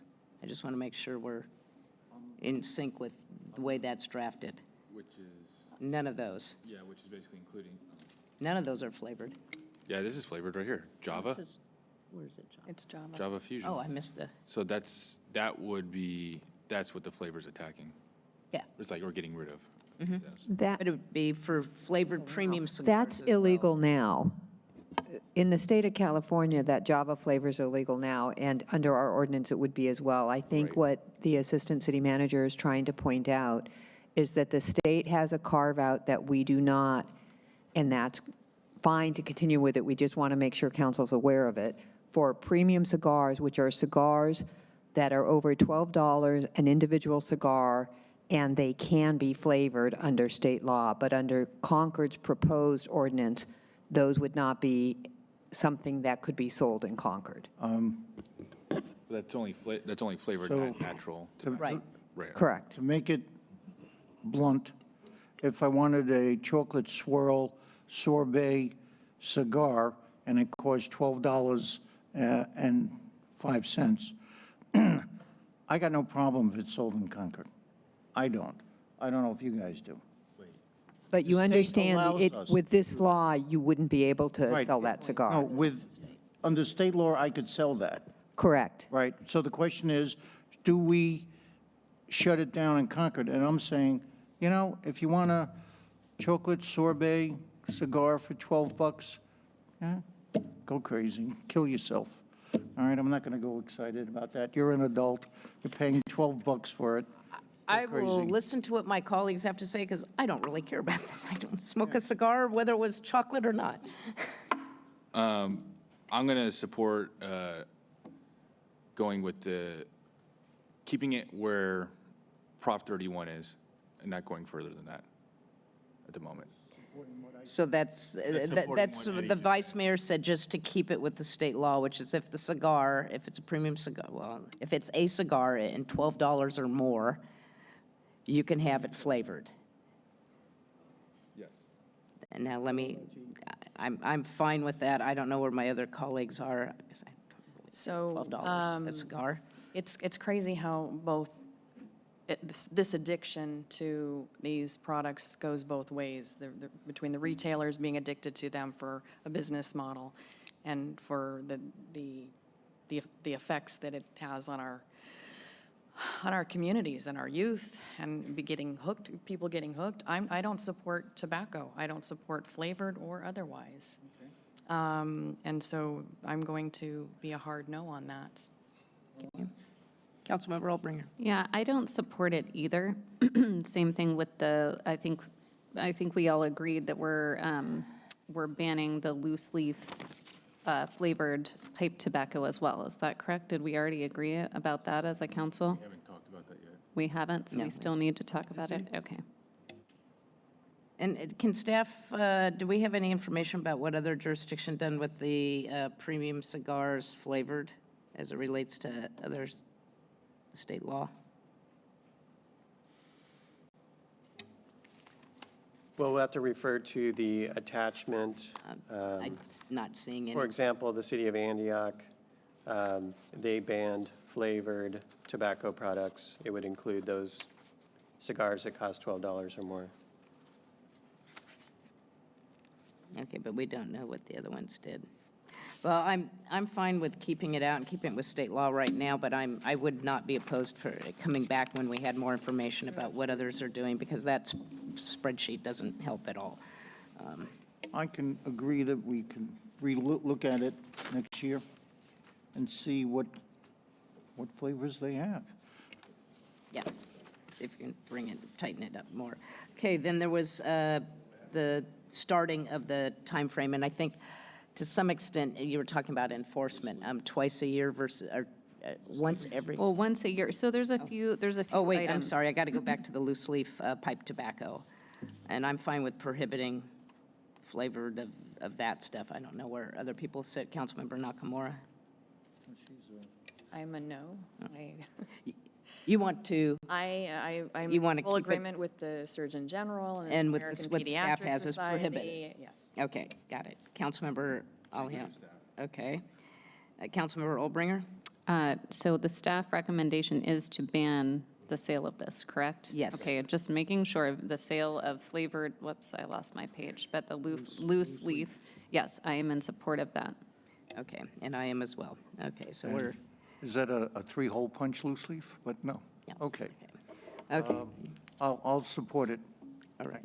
Okay, so we're good on that one. Okay, then the other one, I think we had, Councilmember Olbringer, you were talking about the enforcement component? That was So the yes, last so one? there's a few items. So I think an easier one to discuss, or one that will have less discussion is there support for including language, making it clear that we are not penalizing youth who may be found to purchase or use I tobacco. wanted to ask that, yes, thank you for reminding me about that. City Attorney, in the ordinance itself, if there's a violation or found, do you have at your fingertips who do we write the citation to? Is it the business owner that is the recipient of the citation?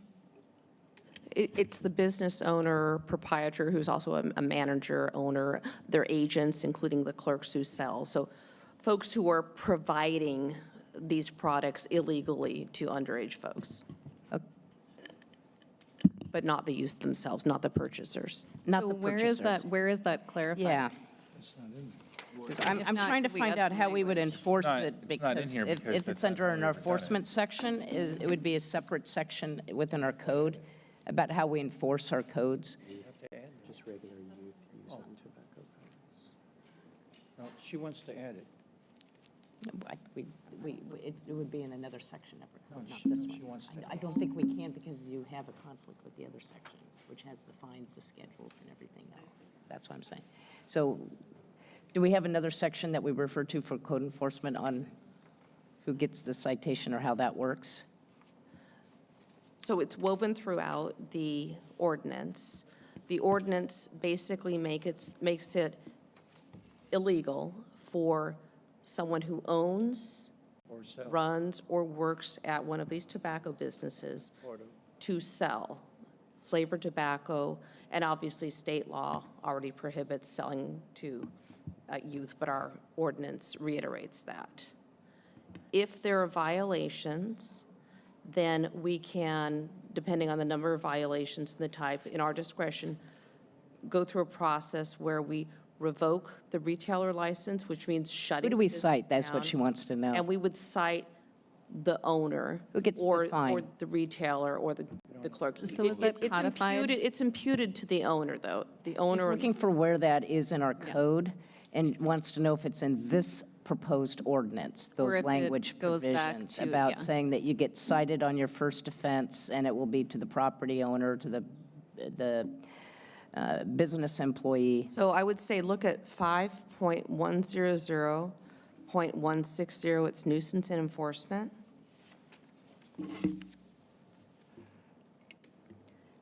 Any violation of this chapter by an agent or employee of a tobacco retailer or proprietor shall be imputed to the tobacco retailer or proprietor. So those are the ones who get Okay. cited. So those would be the ones that would be cited, not the Not- young, not the purchase- not the minor that might No. be in there making a purchase. No. Okay. Does that clarify Okay, that for yes, you? thank you for clarifying that. And then, I- did you have, hold on, let me just finish up with Council Olmer. You had another one related to the Yes, same so, thing? so it's a few things, right? Because it's trying to, I would like to see us have some kind of, at least one annual check of each of the tobacco retailers. And, I'd like to, I just heard everyone say, well, let's check back in a year to see how things are going, but we can't check back in a year if we're not doing any checking. No, I agree. So, that's why I'd like us to be prescriptive and say we're doing one annual I compliance. would not do that because I don't want to tie the hands of anybody down with budgetary issues and anything else. I think that's something that we need to talk to this as part of our budget process as to what level of services and resources we're going to be able to provide. Because if they say they need 5 more people to do annual inspections of everybody, that's a budgetary issue. And I'm not going to write it into the code for fear I'm going to have to lay off, 3 other people in another department to fund something that we put in an ordinance. I think that's an operational issue.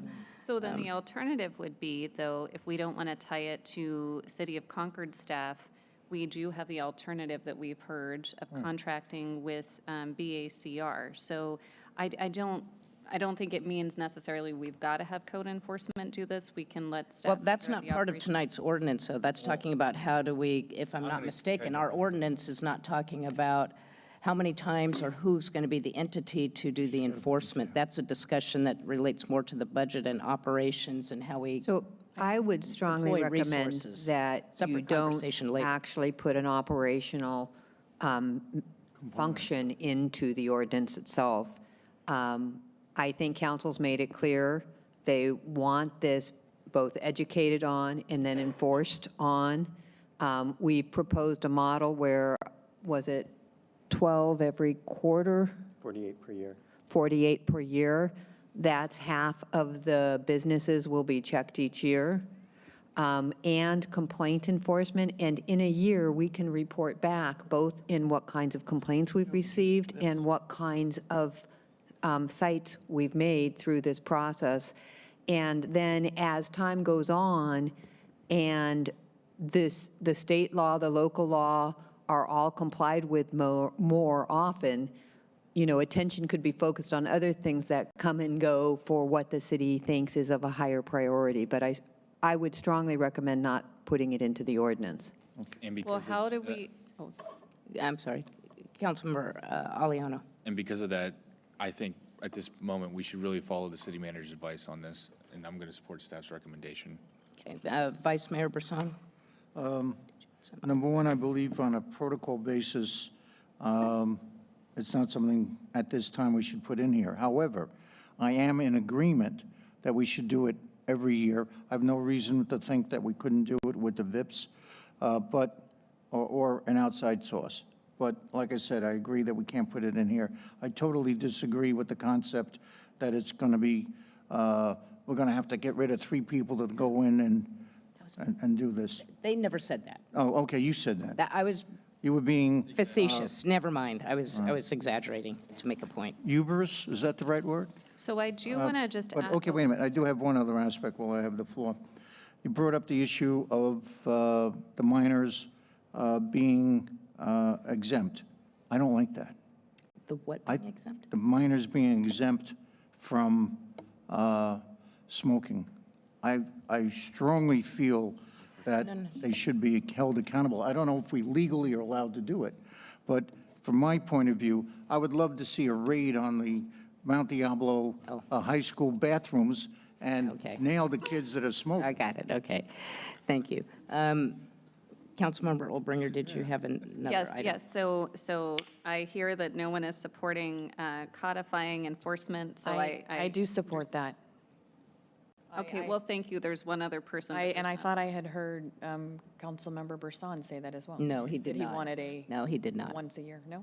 No, he, not in the, Once a year, but operationally, but not putting it in the code and tying staff's hands into a muni So code. that's to my question is, okay, so if there's consensus that we would like to, I guess I heard from the majority of the council that we would like some kind of check-in to see how we're doing. So how is that established? If it's not in the ordinance, are we just verbalizing? We'd like to hear about this a year after this ordinance has gone into operation, or how are we doing that? So it's common for council, when they implement a new ordinance, to provide direction to the city manager that you want to check in at a certain time in the future. With an ordinance like this, I would recommend it be within 1 year. It can be done as a presentation to council and include the public. It could be done as a white paper. How council gets that information is up to council. And then just my other question is, okay, so whatever we pass tonight, we have heard for the desire to take an education approach at first, and so that's another question that's not necessarily going to go into the ordinance, but I'd like to know, when is this actually effective? There's the education period, and then you'll be penalized beginning.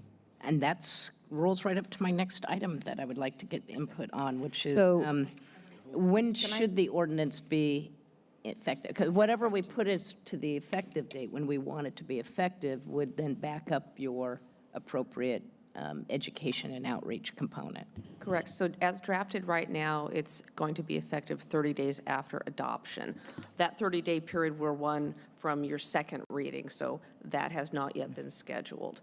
You can change that. You can say it's effective 90 days after adoption, but it's up to council to give direction to staff on how long they would like that. And I guess my concern is, there's 40 some odd, I can't remember what the unit count was out there, but businesses that are likely selling products that are in small packages and stuff that they've got in boxes on their shelves in their store. And if we do it in 30 days, they might not get rid of that inventory and are going to be sitting on stuff that they're taking a loss on. So I'm just curious, what do we think about giving them more time to get rid of the current product, or are they going to have a fire sale and sell it at half off and, for the next 30 days? I don't know. Councilmember Aliano. Well, I think it's reasonable that an ordinance like this, that that we at least give them I don't know, I'm just guessing here. Well, let me ask you this before I give an answer. What's the normal process that we have? Because I know we've done We were stuff just like talking this about before. this. When the city imposed a styrofoam ban, I'd have to go look it up, but I believe we made it effective like 6 months or a year after you adopted it. Somebody's making hand signals I can't see over there. 6 months. It was 6 months later, and it was specifically because you wanted to give the businesses time to use up their existing products at that time. I don't know if council has that same goal with a tobacco ban. I mean, Or it's not a tobacco ban, but with tobacco regulations. since we've had experience with this before, with these type of ordinances, I wouldn't reinvent the wheel, and I would say 6 months. So then we would just ask the city attorney to add into the language that this ordinance will be effective 6 months after adoption, to allow, and then we would use that time for education and outreach. Okay. Can I- So we've heard from Councilmember Aliano, Councilmember Nakamura. I have two things right off the bat here. Number one is what has happened in other cities that have enacted these ordinances with inventory? Have they been given half a year? Have they been given 30 days? What happens with that inventory? And so I wouldn't mind hearing from the community on that. And the other thing is that in speaking about the enforcement period, the enforcement of this, what are we talking about? What's the word? It's getting late. The checks. Having it once a year, I would support going with another agency. I would also support in a year, in 2024, evaluating our fee schedule so that we could possibly use the BACR model. And at that point, understand what that would cost and adjust that into our fee schedule. Okay. Vice Mayor Brisson? Yeah,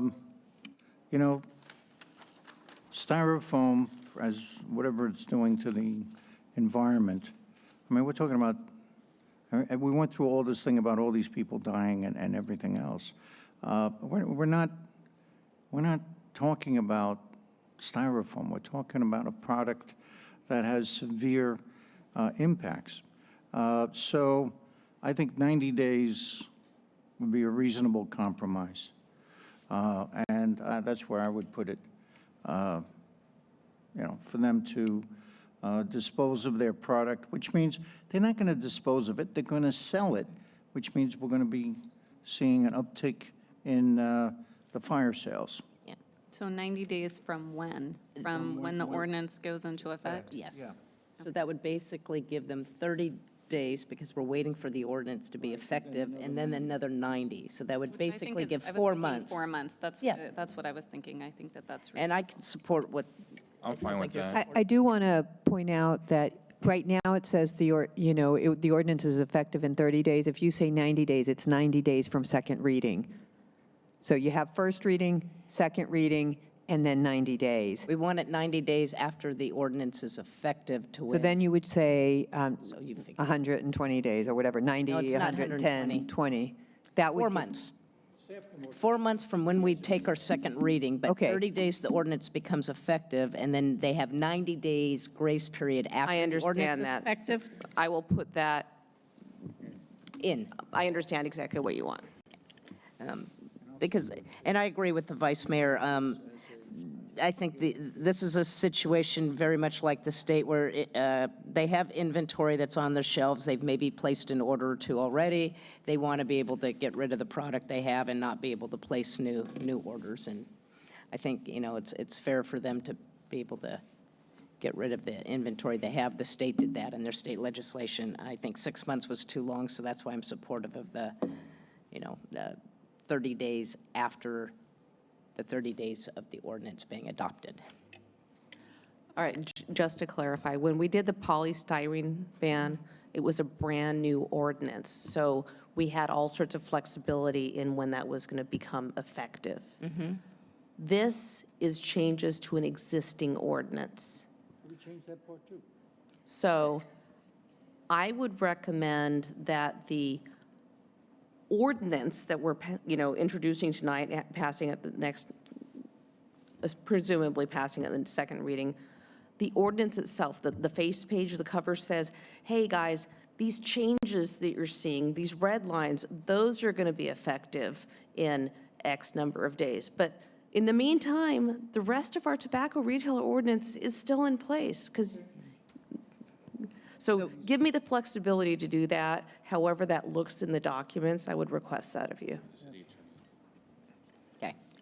And I do have a follow-up question, Mayor. So I heard Councilmember Nakamura mention something about our fee schedule is not high enough to pay for the BACR consulting. Is that correct? I think staff asked, city manager, there was a question about the BACR So the cost of idea the of a consulting- third party to do enforcement, that we would need higher fees in order The to fee cover that we're cost. currently collecting today, the $238 per tobacco retail license, will cover the cost of the police department performing their 12-month quarterly compliance checks. 12 retail location per quarter compliance checks. So if you wanted to add on to that, we would need to look at the fee and recalculate the fee, and that would need to go before council separately to increase the fee if we were to do that. What we are recommending, staff is recommending, is that we go with the police department's current enforcement plan, monitor it, and then come back to council and report out in a year. The current fee as it is will cover the cost of doing that.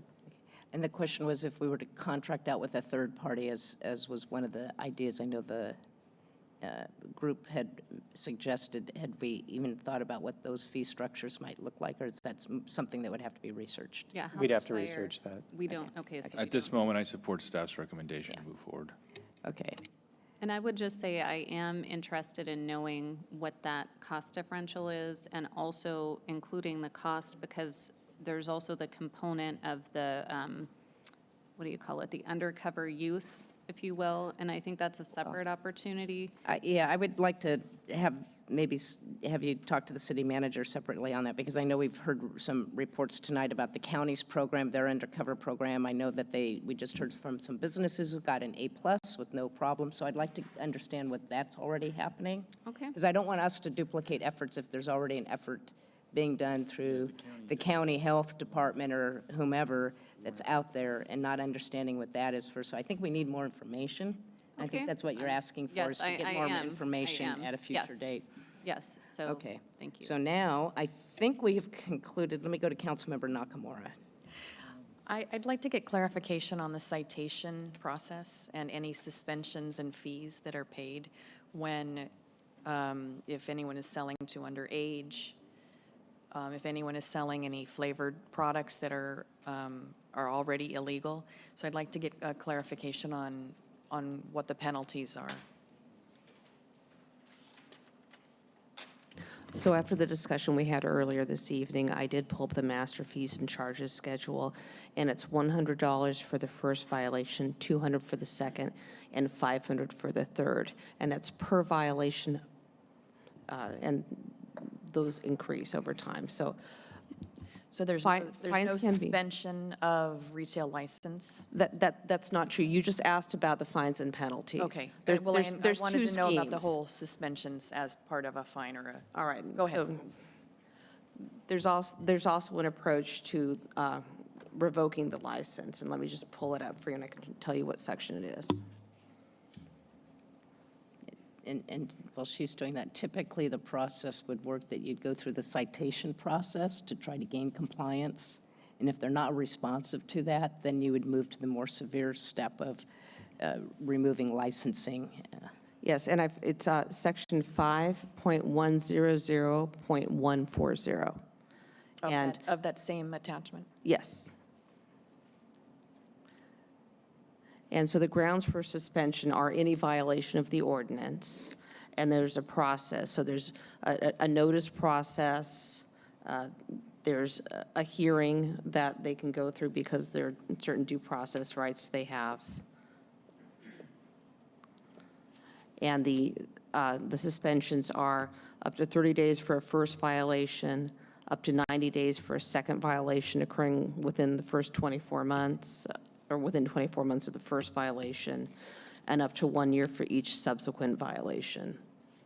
So they're quite significant. They will absolutely be able to shut the retailer down. Okay, thank you. Okay. All right. Before I move on, I just want to make sure, was there anything else from Councilmember Nakamura on tonight's discussion? I think, Carlin, I think you're okay now with everything? I am, although I think it would be helpful if we could just get a summary from staff so we can hear what we're voting on. That's where I was going next. I just want to make sure we had nothing else from the dais. And before we do the summary, I just want to check in with the city attorney. We do have another public hearing item scheduled for after this. Is the witching hour coming up on us where we have to take an action to continue? Or are we still okay? Oh, you're going to have to take a vote. It's already after 10. It's already after 10. Okay, so we're good. All right, but let me run ahead, we'll through the finish this. If you ordinance. can So if you could please- look at the actual ordinance, I will tell you the changes I have made in the ordinance. Okay. Under the definition of flavored tobacco product, at the end of that definition, we have added the sentence, the term flavored tobacco product does not include premium cigars. Further down, we have created a definition of premium cigars, which tracks the state law definition. It says premium cigar, a cigar that is handmade, has a tobacco leaf wrapper, has a wholesale price of no less than $12, does not have a filter tip or non-tobacco mouthpiece, and is capped by hand. So by those two changes, premium cigars are not included in the flavored tobacco ban, even if they have flavor. All right, so that will track state law. Further down, the next change we made.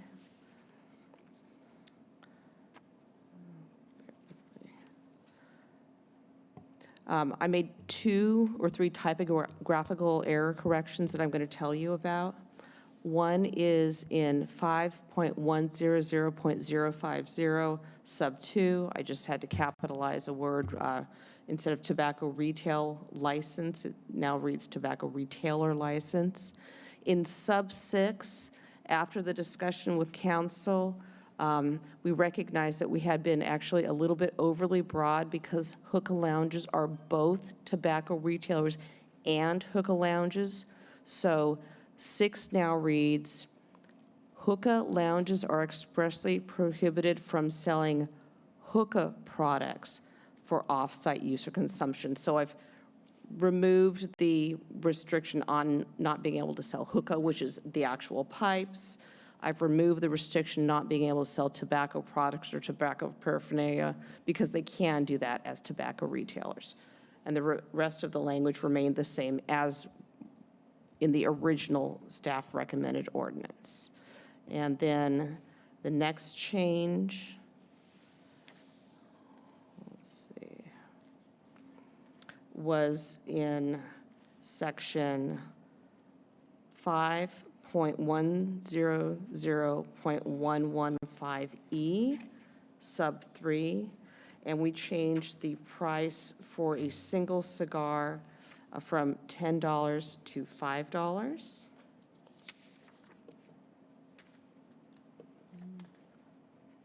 And that was the last change. In the ordinance itself, or in this document, but again, I request the flexibility, I understood the council to say that they want the words of the ordinance to be codified in our municipal code, but they don't want actual enforcement or effectiveness of the changes to begin for 4 months after the adoption. So first reading, second reading, plus 30 days is when it'll appear in the Muni Code. And then 90. But then we've got 4 more months, or 120. 3 more months. 3? 90 days? Okay. 3. All right, thank you for clarifying that. We'll have 90 days before the changes are going to be enforced. And again, please give me the flexibility on how that's going to be worded. It'll either be 90 days until they're enforced or 90 days till they're effective, but if you could allow me that. Okay. Ready for a motion? is that the conclusion of your summary? It is. Okay, Councilmember Aliano, a I will- motion. I will make a motion that we move with adjustments made by the city attorney, the I'll resolution. second. I will second it. Is this one of the ordinances where you have to read the title? Yeah, yeah. And that would be a motion. We've got a motion read- and a second, and I A will. motion and a read the second title. for you to go forward with the title. Thank you. An ordinance amending Chapter 5.100 of the Concord Municipal Code, Tobacco Retailers License Program, including to prohibit flavored tobacco products, prohibit the sale of tobacco vape and e-cigarette products, establish minimum price and pack sizes for tobacco products, prohibit couponing and discounting for tobacco products, enhance nuisance and enforcement provisions, and make other non-substantive text changes. Okay, we have a motion and a second. City Clerk, will you please call the roll? Councilmember Aliano. Yes. Councilmember Nakamura. Yes. Councilmember Obringer. Yes. Vice Mayor Brisson. Yes. Mayor Hoffmeister. Yes, and I just want to thank, if any of the students are still out there listening or if they're in bed, thank you very much for bringing this forward and your work and help on your comments. It's always wonderful to see our youth engaged in a topic and seeing them carry through. I know it took a while. Perseverance pays off. So hopefully those that are seniors and graduating this next week or two will be able to, see that this has been accomplished during their time in high school and be something as a legacy to their peers that will be coming in after them. So thank you all for that.